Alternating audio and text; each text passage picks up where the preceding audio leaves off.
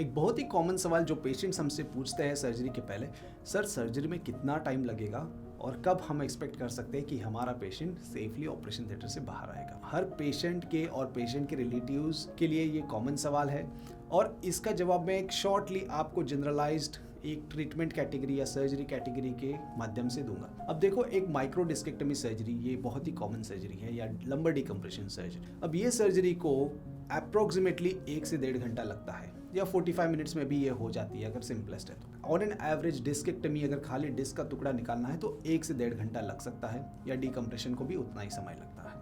अगर उसके साथ ही साथ पेशेंट को फ्यूजन भी करना है, मतलब स्क्रूज और रॉड्स भी लगाना है, तो इसका ड्यूरेशन हो सकता है 2 से 3 घंटा, depending on number of levels, कितनी एक्सटेंसिव सर्जरी है और कितना सीवियर कंप्रेशन है उसके ऊपर। अगर डिफॉर्मिटी करेक्शन सर्जरी होती है, मतलब जैसे स्कोलियोसिस है, किसका स्पाइन टेढ़ा है और हम उस स्पाइन को सीधा कर रहे हैं, तो ये बड़ी एक्सटेंसिव सर्जरी होती है। इसमें 5 से 6 घंटे लग सकते हैं, depending on number of levels we are going to fuse. हम कितना फ्यूजन कर रहे हैं, कितनी स्टिफ डिफॉर्मिटी है, वो सीधा करने के लिए कितना हमको ऑस्टियोटोमी या बोन को ब्रेक करना पड़ रहा है, ये सब चीज़ें डिसाइड करती है कि कितना सर्जरी के लिए टाइम लगेगा। सो मैं कहूँगा कि 1 घंटे से लेके 6 घंटे तक spine surgery depending on the type of surgery लग सकता है। सिंपलेस्ट ऑफ सिंपलेस्ट डिस्केक्टमी 45 मिनट्स में होती है। कॉम्प्लेक्स सर्जरी डिफॉर्मिटी करेक्शन 6 घंटे भी लग सकते हैं। अब देखो कितना टाइम लगता है, इससे ज़्यादा इम्पोर्टेंट है क्या जॉब प्रॉपरली किया जाता है उसके ऊपर। खाई गड़बड़ी करके या फटाफट करके अगर हम सर्जरी भी कर दे पर पूरा डिकम्प्रेशन होना बहुत ज़रूरी है।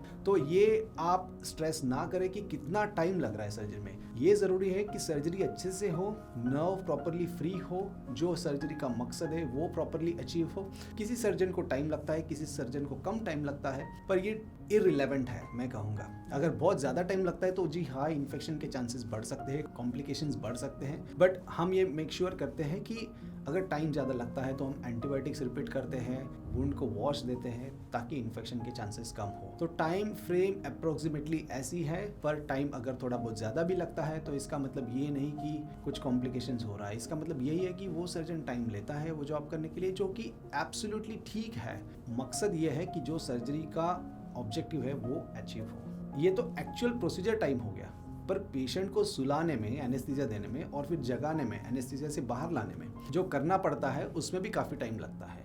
पेशेंट को पोजीशनिंग देने में भी टाइम लगता है, फिर हम लेवल मार्क करते हैं। तो एक्चुअल प्रोसीजर स्टार्ट होने के पहले और प्रोसीजर होने के बाद भी कुछ समय जाता है, वो आधा घंटा पहले और आधा घंटा बाद में आप अज्यूम कर सकते हो। तो कुल मिला के एक ये जनरल गाइडलाइन हो गई कि स्पाइन सर्जरी करने में कितना टाइम लगता है।